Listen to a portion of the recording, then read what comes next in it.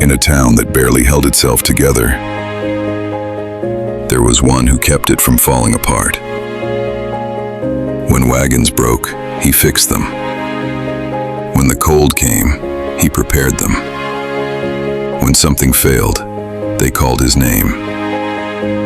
Not because he belonged to them, but because he was the only one who could. And for a long time, that was enough.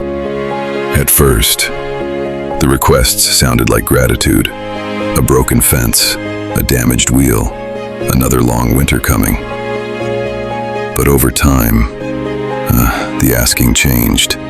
People stopped waiting for an answer, stopped offering thanks, and little by little, his kindness stopped feeling like generosity and started feeling like obligation. The strange thing about dependable people is that others slowly forget they get tired too. The town leaned on him for everything. Broken harnesses, collapsed carts, empty storehouses. Every problem somehow found its way to his door. And the more he carried, the less they noticed the weight. Until one day, his silence stopped sounding like kindness and started sounding like permission. Respect rarely disappears all at once. First, people grow comfortable. Then they grow familiar. And eventually, they start speaking to you like your time belongs to them. By then, the gratitude is already gone.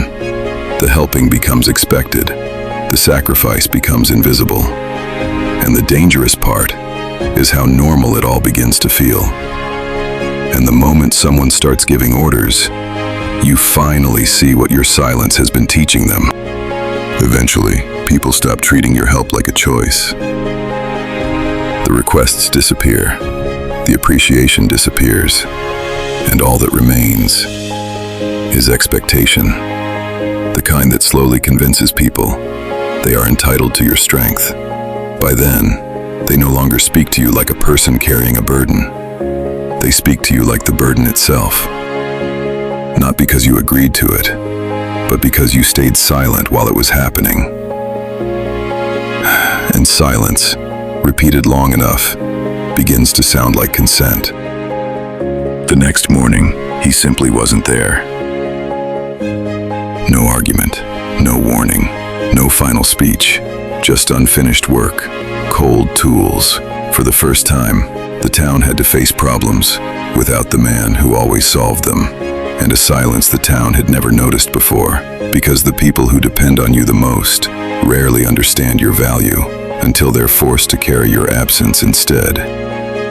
Up in the mountains, far from the noise, the silence felt different.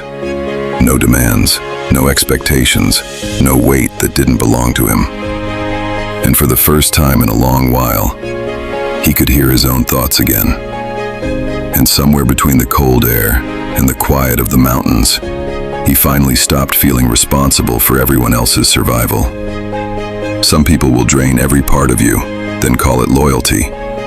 Others will take your silence and mistake it for permission. But peace begins the moment you stop carrying what was never yours to hold. Because what you tolerate teaches people how to treat you.